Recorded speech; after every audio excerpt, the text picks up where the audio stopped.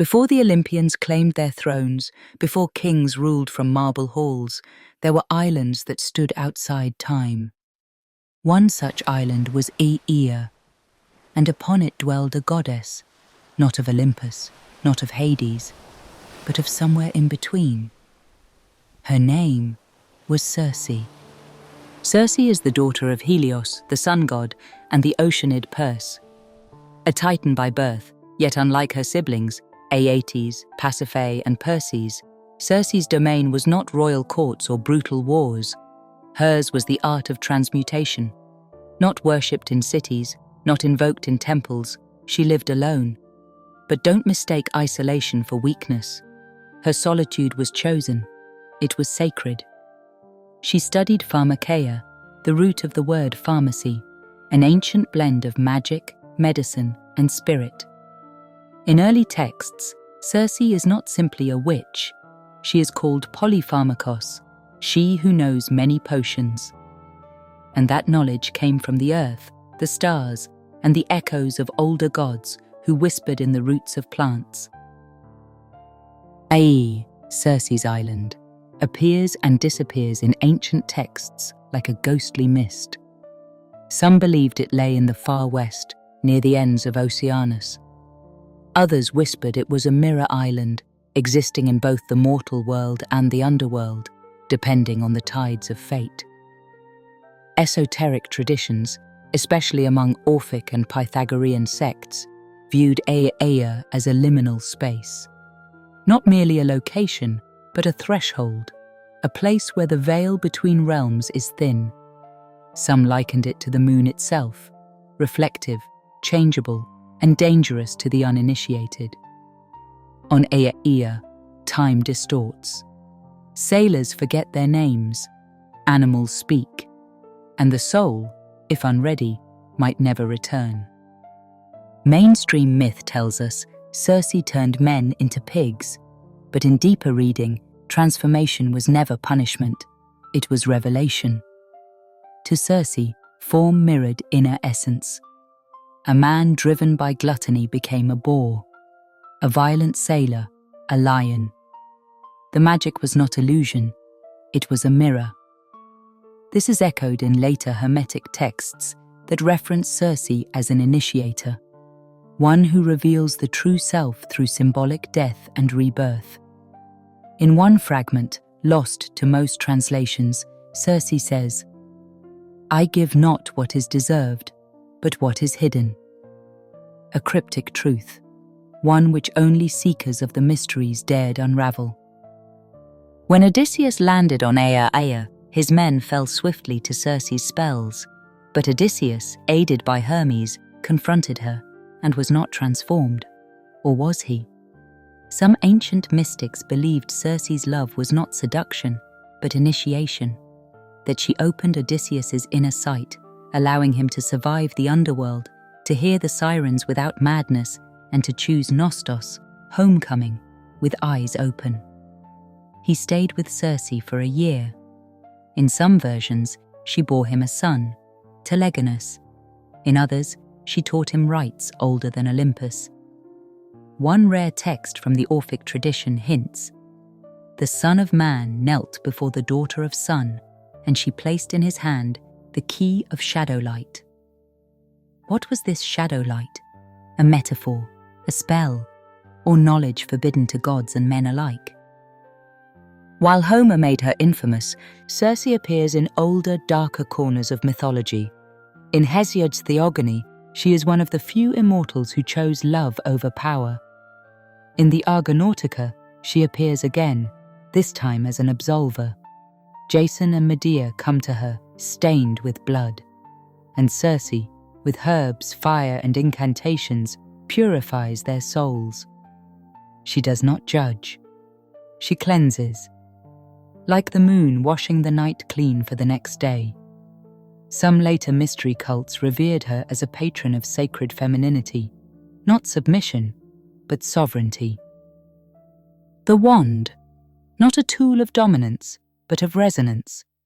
Circe's wand tuned into the frequency of the soul. The lion and boar, transmuted forms, representing the passions left unchecked by reason. The cup, not poison, but potential. Many cups held wine, but hers held memory. In lesser-known poems, Circe is also a weaver, not of cloth, but of fate. According to late Hellenistic magical texts, invoking Circe required silver, poppy seeds, and a mirror buried beneath moonlight. Why? Because Circe was not a deity to command, only to be seen by. One last whisper before we pause. Yes, even in modern tales, Circe's archetype survives. The powerful woman, feared and alluring, master of secrets and transformation. Cersei Lannister from Game of Thrones was inspired in name and spirit by Circe. A reflection, though not an accurate one. If this journey through shadows and stars has stirred something ancient in you, then you are already walking the path of seekers. Like, comment, and subscribe for the next segment, where we uncover the secrets of Circe's descendants, her role in forbidden rituals, and what became of her after Odysseus vanished beyond the waves. The story does not end here, it deepens. Circe's tale did not end when Odysseus sailed from her shore. In truth, that was only the beginning of her influence upon the mortal and divine alike. The sorceress who changed men would soon change destiny itself. After Odysseus left Aeaea, he returned to Ithaca, but Circe was not forgotten. She bore him a son, Telegonus, whose name means born far away or distant born. But as he grew, Circe raised him not only in the arts of survival, but in magic. Some say she imbued him with protective enchantments woven into his very bones. And yet, fate spun a cruel thread. Telegonus, seeking his father, accidentally killed him in a skirmish upon landing in Ithaca, unaware that the man he slew was his own blood. The tragedy was profound, but Circe foresaw it. In some versions, she weeps. In others, she accepts. For even the gods cannot stop fate, only guide its arc. After Odysseus's death, Circe does something no other titaness dared. She leaves Aeaea. With Telegonus, Penelope, Odysseus' widow, and Telemachus, Odysseus' other son, she journeys beyond myth, founding a new lineage of sages and kings. This union between the two sons and Penelope became a symbolic triad in some mystery schools. In these versions, Circe is no longer a temptress. She is the great weaver, uniting fate, blood, and will. Some esoteric sources claim that this new family, blessed by Circe's enchantments, gave rise to a line of sacred rulers in Etruria, blending Greek wisdom with pre-Roman mysticism. In fragments of Hellenistic magical papyri, there are references to a Book of Circe. This was not a literal book, but a secret oral teaching passed only to those who had undergone transmutation of the self. It was said to contain lunar transits and herb alignments, rituals to see through form to essence, invocation rites of the veil, a technique for astral vision. Only those who had lived in solitude for a lunar year and offered their own reflection at the mirror pool of Aeaea could receive her name as an invocation. This name, a vibration rather than a word, was said to cause visions, revealing past lives and the shadow self of the practitioner. Why was Circe never worshipped widely? Unlike Athena or Artemis, Circe had no grand temples. Her rites were hidden, personal, passed through feminine lineages in whispered chants and shadowed rites. Esoteric traditions say this was by choice. For Circe represented the uncontainable, the force that undoes illusion, that reveals desire, that strips identity bare. To those obsessed with power, Circe was terrifying, but to those seeking truth, she was liberator. Was she divine or demon? Though time passed, Circe never died. In Orphic cosmology, she became a star in the east, Lampros, the radiant one. Other traditions say she returned to Aea, veiled now from human eyes, waiting only for those who dare seek the hidden path. And to this day, there are scattered rituals across islands in the Aegean, unofficial, oral rites, where women weave sea herbs into braids and sing songs to the Lady of Mirrors. Not to ask for power, but to remember. Circe's gift was never control, it was clarity. She showed us what we are and what we fear to be. But for those who step beyond fear, she waits, still. In the world of gods and monsters, few figures crossed the veil and survived. Fewer still became the veil itself. Circe, goddess, sorceress, initiator, did not fade with the myths. She simply transformed. Long after Homer fell silent, Circe began to re-emerge, not as a character in myth, but as a symbol encoded in esoteric systems.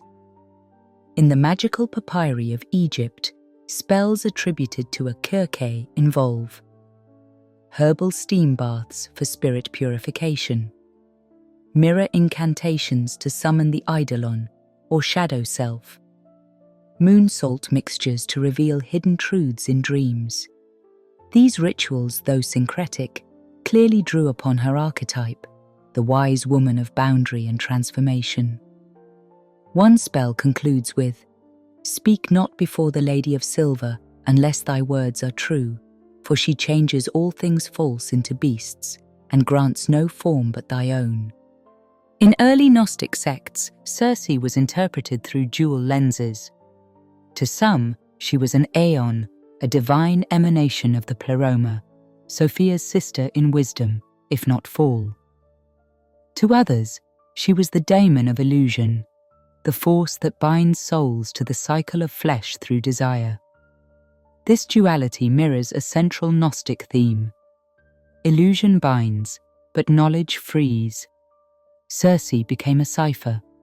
Was she a temptress? Or the teacher who shows us we've been tempted by our own mind? It is said that one Gnostic codex fragment whispers, "The mirror of the sorceress does not lie. It only reflects what the soul dares not name." While not part of traditional astrology, asteroid 34 Circe, discovered in 1855, is placed by modern mystics in charts as an indicator of magical lineage, transformational power through solitude, alchemical relationships where one person becomes the initiator. In a natal chart, strong Circe aspects may indicate a soul drawn to unseen realms, able to read the soul behind the skin. In medieval and Renaissance grimoires, Circe is invoked not for power, but for self-confrontation. One ritual whispered in certain circles describes a circle drawn with silver ash, a black mirror set beneath moonlight, an offering of rosemary, honey, and salt, a chant of 4 vowels in descending tone, believed to represent the descent into the subconscious. At the ritual's climax, the practitioner must ask, "What in me hides behind form?" The mirror then reveals, not a demon, but one's true essence, unfiltered. Such rituals were not meant for the ambitious, they were for the brave. For in Circe's gaze, all masks melt. Circe never sought to rule Olympus. She never built cities or demanded temples. Her kingdom was the soul, her altar, the mirror, her offering, truth. And for those who still seek the ancient path, she waits, beneath moonlight, beside salt and time, within the dream that feels more real than waking. She does not shout, she does not command, she reflects, and through that reflection, you remember. If you felt the call of ancient truths in this story, don't forget to like, comment, and subscribe to Ancient Untold Stories, where forgotten gods and hidden myths rise again through voice and vision.